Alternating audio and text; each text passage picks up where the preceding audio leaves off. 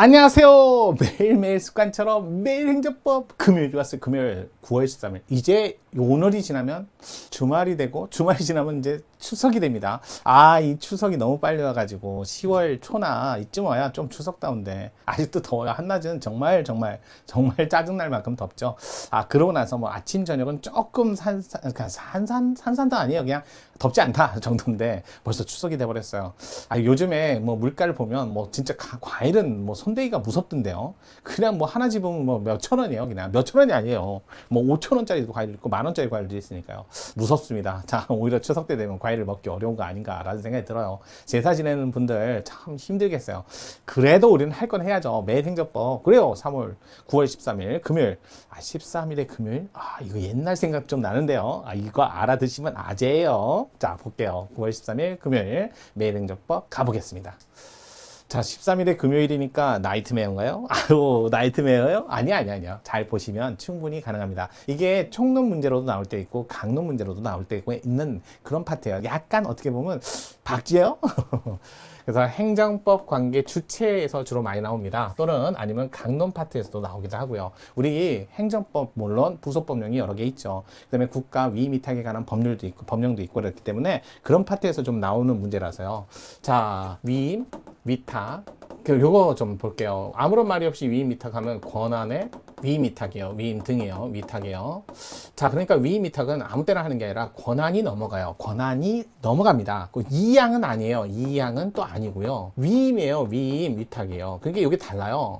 그러니까 권한에 대한 근거는 사라지지 않습니다. 그러니까 아예 근거 자체가 사라지면 이양한다 이렇게 말을 해요. 그러면 아예 권한이 거긴 없는 거예요.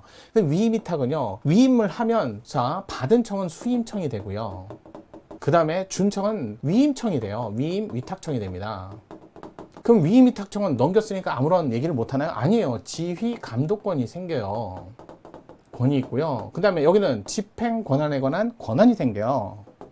이게 받은 거야. 그러면 지휘감독권이 있지 집행권은 없어요. 집행권은 여기하고 계속적으로 지휘감독권을 가져요. 그럼 이거 권한 행사를 여기서 해야 되니까 이제는 집행 담당 권한청이 담당청이고 따라서 수임청의 명의로 집행을 한다는 뜻이에요. 명의니까 여기서 책임도 진다는 거죠. 이렇게 보시면 돼요. 그러고 나서 이제 여기는 지휘감독하니까 계속적으로 지휘감독을 할 수 있는 거예요. 그래서 직권 취소할 수 있는 권한이 있어요. 하지만 철회 권한은 없어요. 직권 취소 권한이 생기고 권한이 있고 하지만 철회 권한은 없어요. 요거는 안 생겨요. 자, 당의 수임청에서 집행 권한이 생겼는데 이거 아무 때나 하나요? 아니에요. 이거 위임 위탁은 이양이든 위임 위탁이든 명시적 법적 근거가 있어야만 되고 개별법도 있고 그 다음에 위임위탁법도 있어요.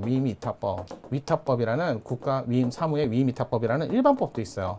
일반법에는 뭐라고 나냐면 자 국민의 권리임에 중요한 사항이 아니라면 이 법에 근거해서 위임위탁을 하고요. 국민의 권리임에 중요한 사항일 때는 개별법이 반드시 있어야 돼요. 그게 이제 구별되는 거예요. 국민의 권리와 의무의 중요 사항이 아닌 경우에는 일반법을 근거로 위임위탁을 할 수 있고 중요 사항이라면 개별법이 있어야 된다는 거. 이런 것만 좀 구별하시면 돼요. 자, 그에 반해서 이런 말이 있어요. 내부 위임 이런 거 내부 위임.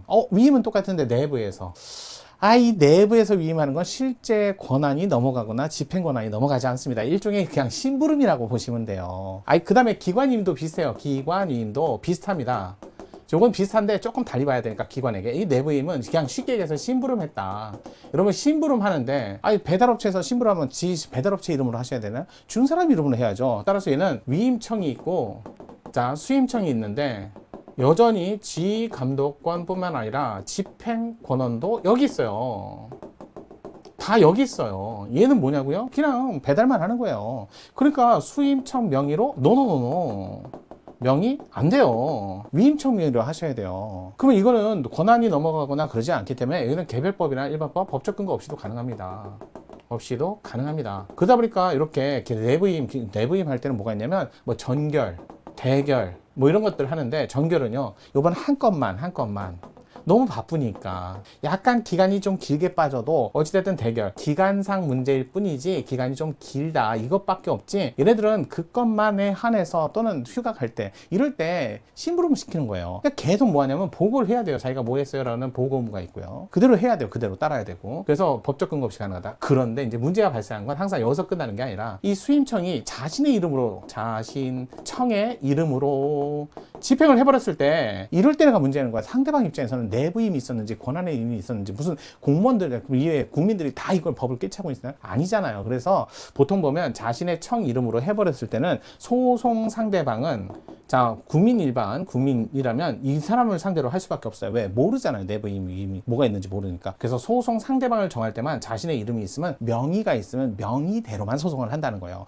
당연히 수임청이 정상적으로 위임청에 했으면 다 위임청이랑 소송하면 되는 거예요. 원래 위임청이랑 소송을 해야 되는 게 원칙이지만 명의가 있을 때 명의대로 한다. 요게 이제 시험 문제 많이 나오는 거예요. 그걸 얘기하는 거니까 한번 살펴보도록 할게요. 자, 내부 위임에 대한 설명으로 가장 적절치 않은 거. 1번, 행정권한의 위임은 행정관청이 법률에 따라 특정한 권한을 다른 행정관청에 이전, 집행에 관한 권한에 있어서 따라서 수임관청의 권한으로 집행하도록 하는 것을 권한의 법적 귀속을 변경하는 것. 이 권한은 집행 권한을 의미하는 거지 실제적으로 이 양은 아니에요. 따라서 법률의 위임을 허용하고 있는 경우에, 자, 법률의 위임을 허용하는 법률이 있을 때 맞죠. 자, 권한의 위임의 경우는 수임관청이 자신의 이름으로, 맞아요. 권한의 위임이니까 권한 행사를 할 수 있다. 3번 내부임 나왔죠. 자, 권한이 넘어가지 않았습니다. 법률의 위임을 허용하고 있지 아니한 경우에도 허용된다. 맞아요. 법적 근거 없어도. 수임관청은 자신의 이름으로 또는 위임관청 이름으로 위임관청의 이름으로 해야지 자기 이름으로 할 수는 없는 게 원칙이에요. 그러니까 뭐는 되고 뭐는 안 되는데 둘 다 있다. 그러니까 틀린 지문은 3번이었네요. 4번 행정관한의 내부 위임은 법률의 위임을 허용하고 있지 아니한 경우에도 행정관청의 내부적 사무 처리 편의를 도모하기 위해서 그 보조기관 또는 하급행정관청, 그래서 관청으로 넘어갈 때, 자, 그것도 기관에게 넘어가면 기관임이라고 하고, 자, 그 권한을 사실상, 그러니까 법적 근거 없이 그냥 심부름했다 이런 뜻이에요. 사실상 행사하게 하는 것이다. 아주 올바른 지문이네요. 정답이 3번이었어요. 자, 그러면 여러분 금요일도 오셨으니까 우리 이제 주말 잘 쉬고, 여러분 추석 때도 저는 합니다. 저는 해요.